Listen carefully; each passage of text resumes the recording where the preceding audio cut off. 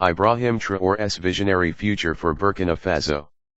Captain Ibrahim Traoré, the 36-year-old transitional president of Burkina Faso, has rapidly emerged as one of Africa's most revolutionary and boldest leaders in the 21st century.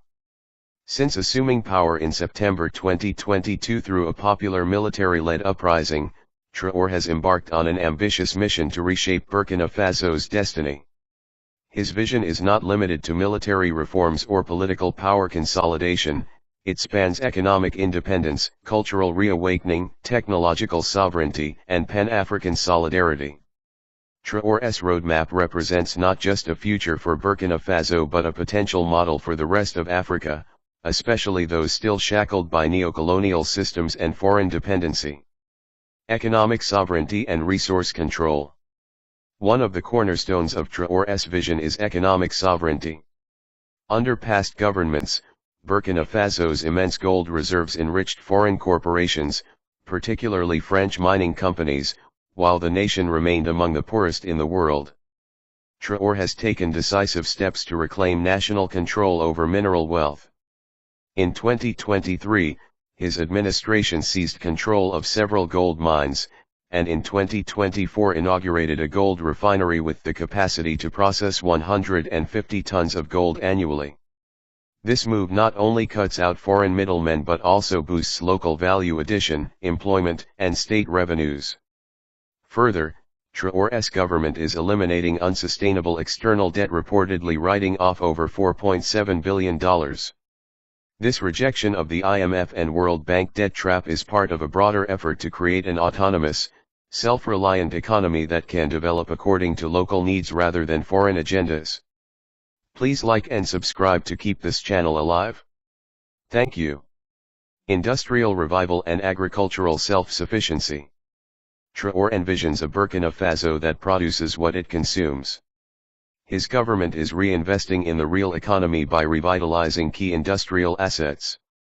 In 2025, Burkina Faso opened a new cement plant in Longo capable of producing 2,000 tons per day, reducing dependence on expensive imports.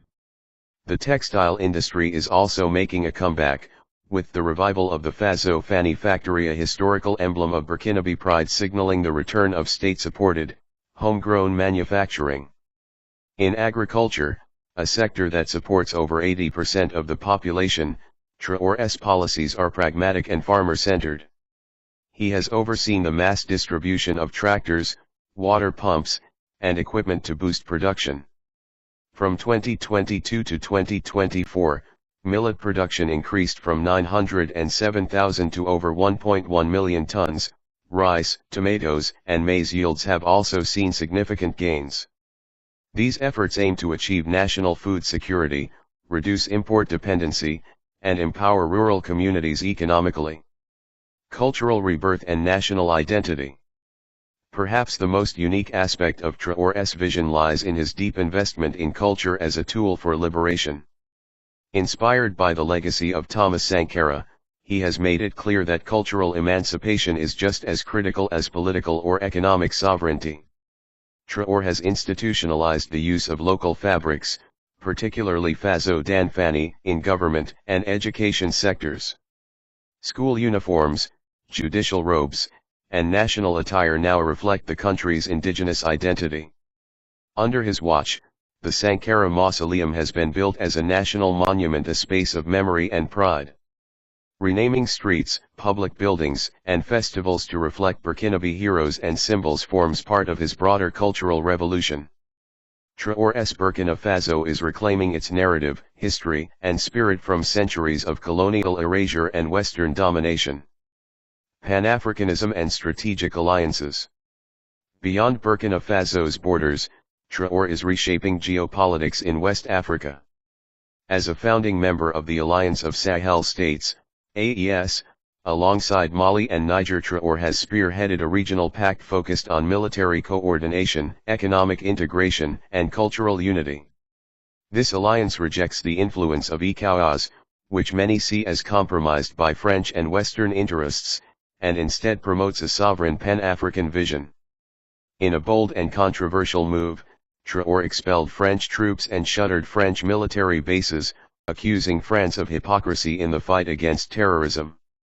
He has pivoted instead toward non-Western powers, especially Russia and China, seeking diversified partnerships that prioritize national interests over neocolonial arrangements. Youth leadership and digital empowerment. Traoré represents a generational shift. As a millennial leader, he understands the power of youth, social media, and digital technologies. His government engages young people in governance, community mobilization, and national defense. With over 70% of Burkina Faso's population under the age of 30, he frequently frames the future as a youth-led project. His speeches often emphasize dignity, courage, and sacrifice, rallying young Burkinabe to see themselves as agents of history. Please like and subscribe to keep this channel alive. Thank you.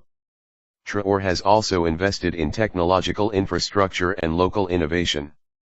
From e-learning platforms to domestic industrial software for mining and agriculture, he aims to equip the next generation with tools not just to consume technology but to create and control it.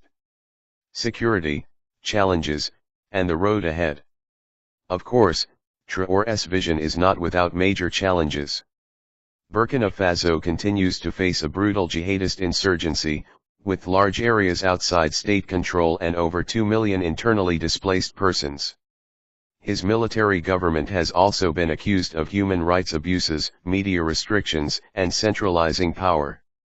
These realities pose real threats to democratic development and national cohesion. Yet, Traoré's supporters argue that his rule is a necessary transition, a revolutionary pause from the past to rebuild national foundations. His vision is ultimately rooted in dignity, for the land, the people, and the generations to come. Conclusion. Ibrahim Traoré's visionary future for Burkina Faso is radical, rooted, and unapologetically African. It is a future where Burkinabe control their gold, grow their food, wear their heritage, and write their own story. Whether or not he succeeds in realizing every piece of his vision, Traoré has already redefined what leadership can look like in post-colonial Africa: courageous, transformative, and unyieldingly sovereign.